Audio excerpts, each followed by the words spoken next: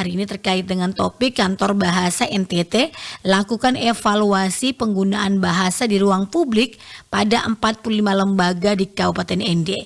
Kita akan coba untuk mengetahui informasi selengkapnya bersama dengan Kepala Kantor Bahasa Provinsi Nusa Tenggara Timur, Ibu Elis Setiati SPD M Home.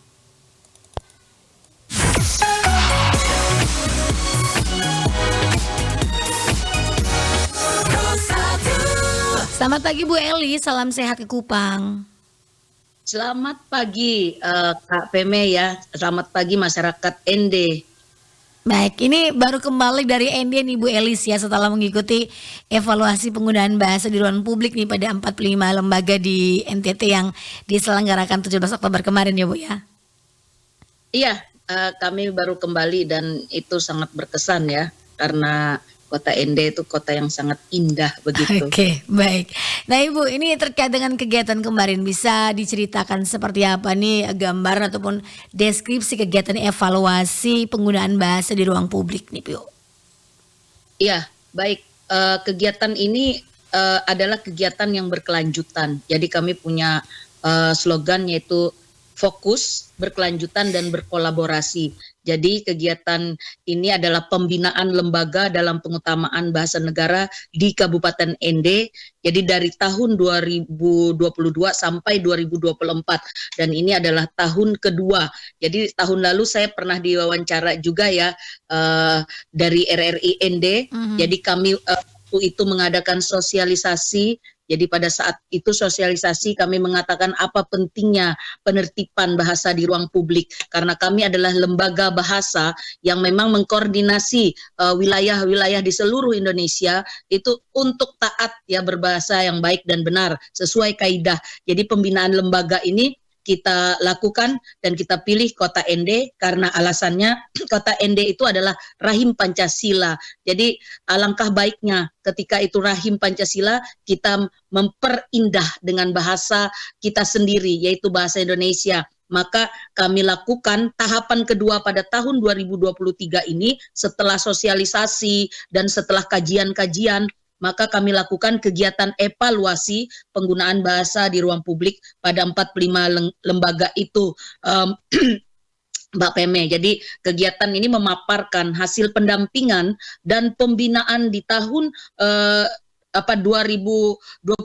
Jadi dari hasil pembinaan kami selama setahun itu, maka tahun 2023 itu masa untuk evaluasi setelah tim pembinaan lembaga ini berkali-kali datang ke ND ya untuk melihat bahasa memoto di ruang publik 7 kajian itu. Setelah itu melihat dokumen-dokumennya, maka evaluasi ini kami lakukan untuk melihat hambatan-hambatan apa saja, kendala apa saja yang terjadi sehingga lembaga-lembaga itu tidak segera mengubah bahasa publiknya. Jadi penggunaan bahasa pada lembaga baik itu dokumen penting mereka ya. Jadi kita semua ya belum semua lembaga memiliki nama 7 objek yang diharapkan. Terus tata naskah dirinya pun belum sepenuhnya turut pada kaidah bahasa Indonesia. Jadi belum banyak yang berubah. Jadi kita datang dan saya langsung turun ke sana melihat apakah nanti kebijakannya kebijakan yang saya lakukan karena ternyata tidak terlalu mengalami kemajuan setelah dikaji begitu Kak Peme. Oke, jadi memang dari setahun kemarin sampai dengan 2023 ini setelah mengikuti pelatihan ya, tetapi belum ada perubahan signifikan ya Bu ya dari 45 lembaga yang diundang partisipasinya dalam kegiatan ini Bu. Iya betul. Jadi mereka tetap menunggu regulasi dari pemerintah daerah, mereka tetap menunggu perubahan peraturan tata naskah dinas pemerintah daerah. Padahal yang kami maksudkan adalah mereka wajib gitu ya mengikuti kaidah bahasa Indonesia. Karena siapa lagi yang bangga dengan bahasa Indonesia kecuali diri kita sendiri. Begitu kan KPM, apalagi ini lembaga. Begitu. Jadi penggunaan bahasa negara itu kan ranah yang merupakan kewajiban dan amanat undang-undang. Jadi kami Badan Pengembangan Pembinaan Bahasa sebagai lembaga resmi itu ditunjuk dalam upaya pengembangan, pelindungan, dan pembinaan bahasa serta peningkatan fungsi bahasa Indonesia. Jadi memiliki kewajiban dalam penegakan kewajiban dalam pengutamaan bahasa negara untuk pembinaannya langsung ke masyarakat begitu. Jadi kantor bahasalah yang memfasilitasinya dan itu jelas di dalam dasar hukumnya itu KPM. Jadi dasar hukum pembinaan kebahasaan itu meliputi Sumpah Pemuda, ya butir yang ketiga, terus Undang-Undang Dasar 1945 pasal 36 yang berbunyi bahasa negara ialah bahasa Indonesia, Undang-Undang Nomor 24 tahun 2009 tentang bendera, bahasa dan lambang negara serta lagu kebangsaan. Nah, peraturan pemerintah nomor 57 tahun 2014 juga tentang pengembangan pembinaan pelindungan bahasa dan sastra serta peningkatan fungsi bahasa Indonesia. Lalu peraturan presiden nomor 63 tahun 2019 tentang penggunaan bahasa Indonesia dan surat edaran Menteri Pendidikan Kebudayaan Republik Indonesia nomor 12 2019 itu tentang pengutamaan bahasa negara di ruang publik. Jadi penggunaan bahasa baik di ruang publik maupun dalam dokumen merupakan cerminan sikap bahasa masyarakat itu. Makanya kami menertibkannya. Jadi program kami untuk 2022 sampai 2024 adalah pembinaan lembaga dalam pengutamaan bahasa negara di Kabupaten ND itu. Nah, nanti setelah ini kami akan berpindah setelah 3 tahun karena masanya harus 3 tahun KPM. Jadi berkelanjutan. Itu. Baik, jadi setiap daerah yang dipilih ini lokusnya 3 tahun ya masanya atau durasinya dalam tahap pembinaan bahasa ini ya Bu Esti ya? Betul, dan itu seluruh Indonesia melakukan program ini. Dan yang paling mencemaskan adalah di NTT itu, yaitu Kabupaten Kupang yang kami pilih itu kurang, sikap bahasanya kurang. Jadi kami tidak ingin lama-lama kan tergerus tuh. Jadi bahasa Indonesia tidak lagi mengikuti kaidah dalam bahasa di ruang publiknya atau dokumen tata naskah dinasnya begitu, Kak Peme. Ini sudah berapa daerah nih kabupaten kota yang melakukan atau menerima nih pembinaan bahasa dari kantor bahasa NTT sendiri nih Bu Elis? Jadi kegiatan ini kan kita lakukan program baru di 2022. Sebenarnya kita sudah melakukan program ini lama, tetapi program ini sifatnya hanya hit and run begitu saja ya. Kita datang lalu pergi, tidak ada berkelanjutan. Nah, jadi kaban kami mengatakan kalau seperti itu orang akan lupa. Jadi kita harus melakukan pembinaan setelahnya. Jadi ada semacam tahapan yang kuat agar perubahan itu terjadi. Kalau misalnya dulu setiap tahun itu kami memoto 7 objek itu di ruang publik. Setelah itu kami memeriksa dokumen negaranya, tata naskah dinasnya. Selanjutnya kami berikan apresiasi di setiap Desember itu. Lalu kami laporkan ke Jakarta dan dipilihlah secara nasional ya. Itu tidak melakukan pembinaannya hanya sifatnya penyuluhan yang kami pilih kabupatennya di daerah NTT ini. Nah sekarang kita melakukannya itu berkelanjutan dari kita melakukan semacam membidik ya lembaga mana yang patut kita sasar begitu. Jadi ada lembaga apa saja, jadi rangkaiannya itu panjang KPM. Jadi rangkaian proses tahapan pembinaan itu kan ada 5 itu, penentuan lembaga sasarannya, terus kajian dan audiensi dengan bupati ya, dan sosialisasi pembinaannya. Jadi sosialisasi pembinaan itu yang pelatihan kemarin. Lalu selanjutnya setelah kita lihat bahwa kurang kesadaran itu, maka kita lakukan pendampingan nih. Kita terus-menerus mendampingi. Lalu tahun kedua ini maka kita lakukan evaluasi. Nah, nanti tahun ketiga itu akan ada apresiasi dan pemberian penghargaan. Jadi tidak lagi pemberian penghargaan terus selesai. Kita lakukan tuh pendampingan. Ya, di mana kurangnya? Apa yang membuat mereka tidak sadar begitu? Karena apa? Karena Bupati ND sendiri sangat membuka diri dan mereka sangat menerima kami dengan sepenuh hati begitu. Silahkan lakukan pembinaan di Kabupaten ND ini. Nah, begitu KPM. Oke, luar biasa nih ya. Gayung bersambut untuk hal yang baik nih Bu Elis. Wah, luar biasa. Karena apa? Karena kita punya cita-cita yang sama. Ketika rahim Pancasila itu didahulukan untuk menjadi lokus ya pada pembinaan lembaga dalam pengutamaan bahasa negara ini kan betapa bangganya daerah itu, begitu Kak Oke, Peme. baik. Nah, kemudian 45 lembaga yang diikut sertakan nih dalam pembinaan bahasa ini, Bu Elis. Ini lembaga adakah kriteria-kriteria khusus sehingga lembaga-lembaga ini dipilih dan lembaga mana saja nih, Bu? Ya, kita kemarin itu memilih sasaran itu ya, itu sudah ada di dalam pedoman ya, di dalam pedoman itu sudah dilihat apa saja oleh KKLP Bahasa dan Hukum. Jadi mereka memang apa namanya pekerjaan mereka apa namanya program ini mereka yang menjalankan ya bersama tim itu. Mereka sudah melakukan memilah-milah, jadi sasarannya itu kriterianya mungkin mereka memilih ada 15 begitu, ada 15